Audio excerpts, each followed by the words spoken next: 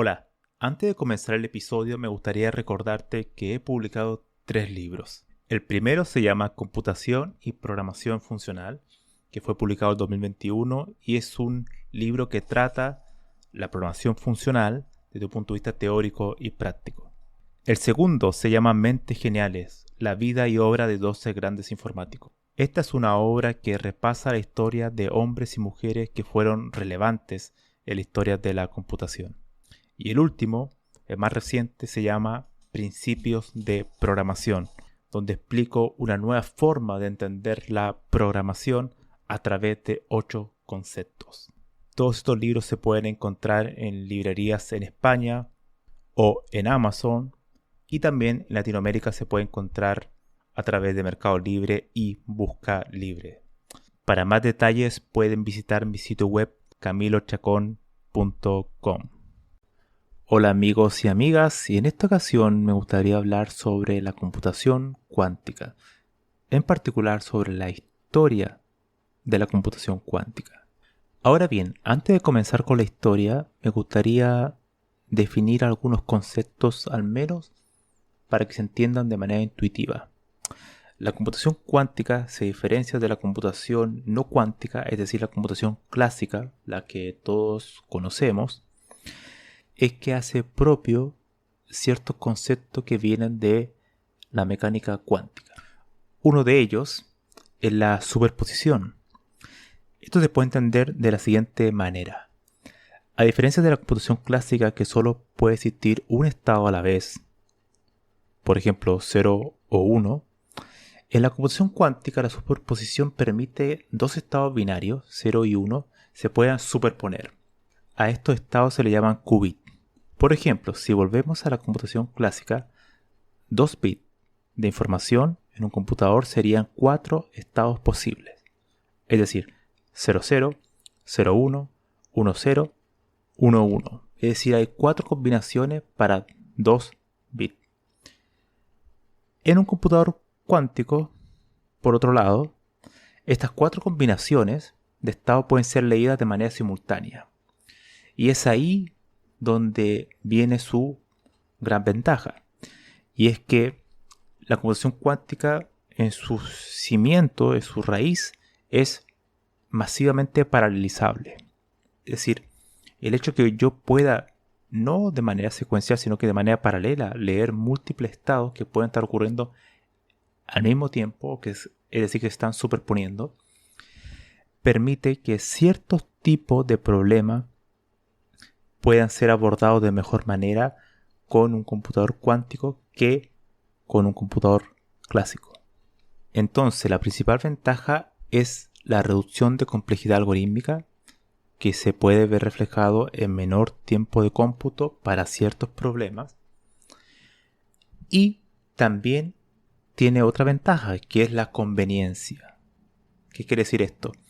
Es que la computación cuántica es mucho más conveniente ser usada para problemas que son de naturaleza cuántico, es decir, para lo que es la mecánica cuántica.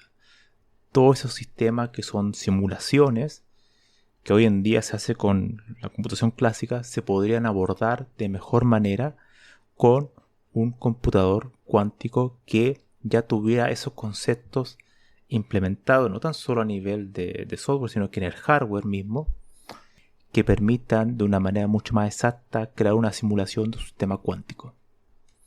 Entonces sería de gran ayuda para los científicos, para los físicos en particular. Eso sería la pequeña introducción antes de comenzar con los aspectos históricos, con la cronología. Solo me quedaría decir que en la actualidad no hay un estándar en el hardware de un computador cuántico.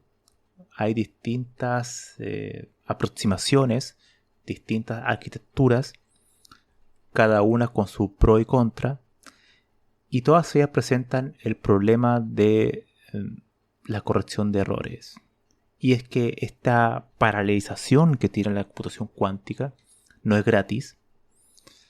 Al igual que la computación clásica, mientras más se va paralelizando algo, es más difícil en algunos casos crear la coordinación entre la computación. A pesar de que la computación cuántica no ocurre exactamente lo mismo, esa superposición muchas veces va produciendo cierta inestabilidad que va generando errores. Y aún hoy, en el 2023, no existe un mecanismo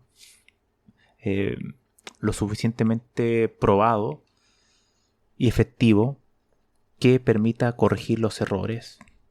Y si los errores en un computador cuántico no se pueden corregir, eso limita la cantidad de qubits que pueda tener ese computador cuántico. Por eso es que, a pesar de que cada vez aparece un nuevo computador cuántico que tiene mayor cantidad de qubits, estamos todavía muy lejos de la cantidad mínima requerida de qubits que permitan, por ejemplo, romper el algoritmo RCA, que es uno de los corazones de la seguridad en la computación clásica.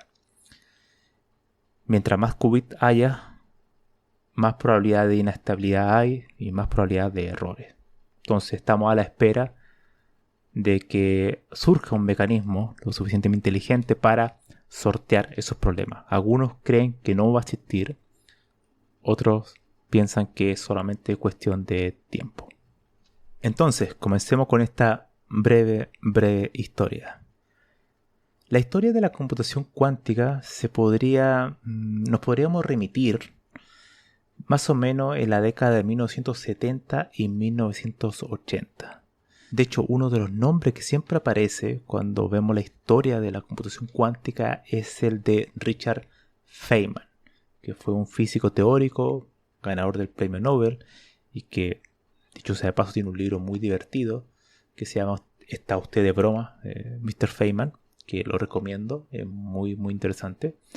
Y él fue uno de los fundadores, no el único, y me gustaría hablar sobre otros más, porque generalmente siempre se menciona a él como el padre, pero habían también algunos trabajos por la misma época que ya presentaron ciertas pinceladas de lo que podría ser la computación cuántica. Por ejemplo, Paul Benioff en 1979 publicó un artículo titulado The Computer as a Physical System, que presentó los primeros atisbos de lo que sería un computador, un ordenador para un sistema físico. En particular, él estaba hablando sobre la mecánica cuántica y cómo se podía representar en una máquina de Turing.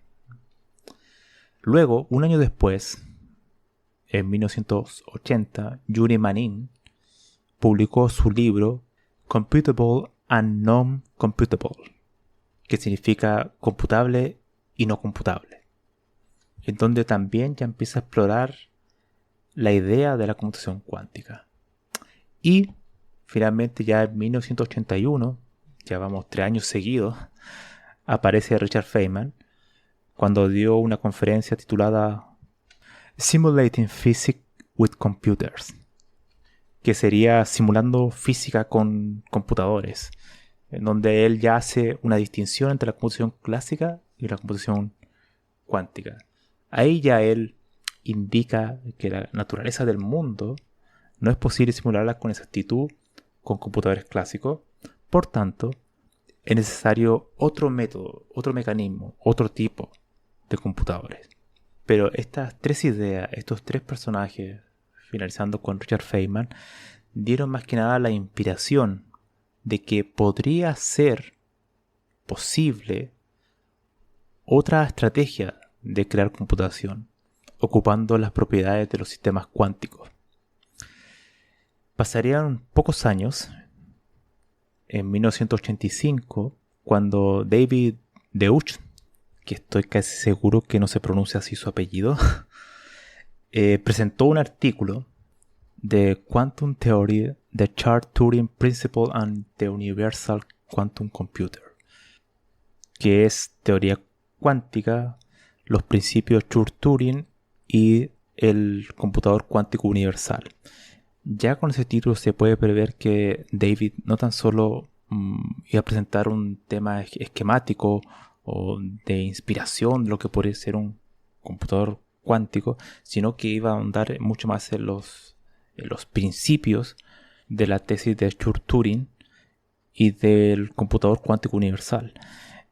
Él en ese artículo presenta lo que vendría siendo el primer algoritmo cuántico, los primeros pasos más concretos, más formales de cómo podría ser ese algoritmo cuántico. Nunca antes había presentado algo así.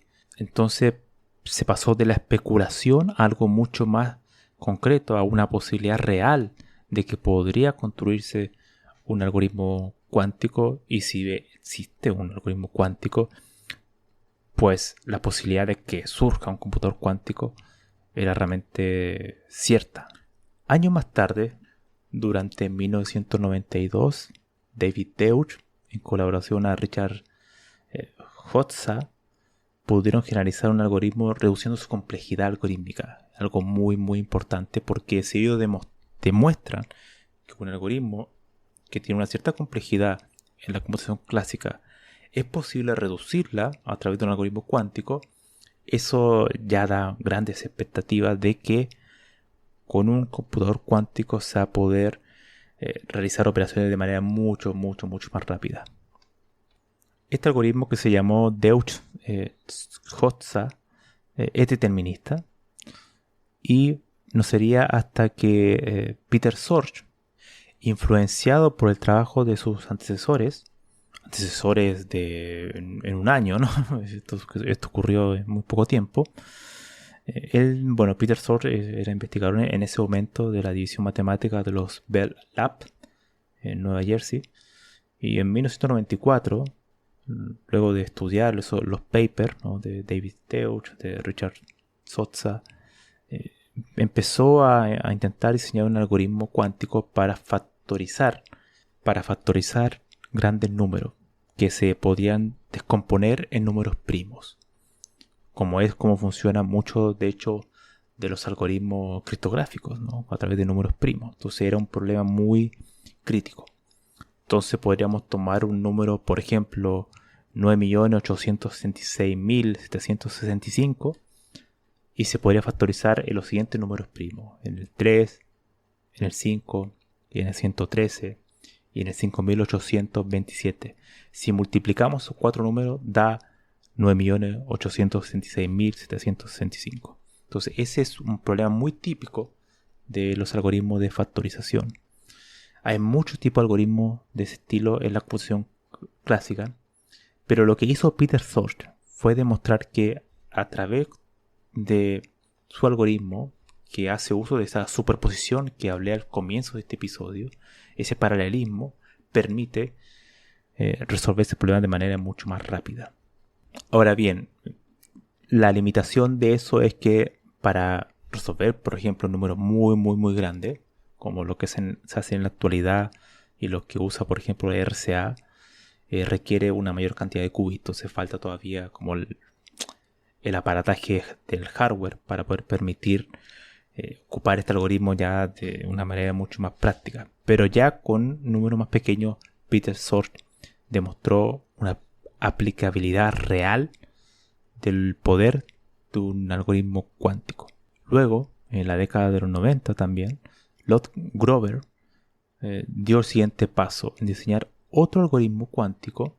En el 1996 publicó un artículo que se llamó A Fast Quantum Mechanical Algorithm for Database Search, que era un algoritmo que permite realizar una búsqueda sobre datos no ordenados en una complejidad menor que lineal.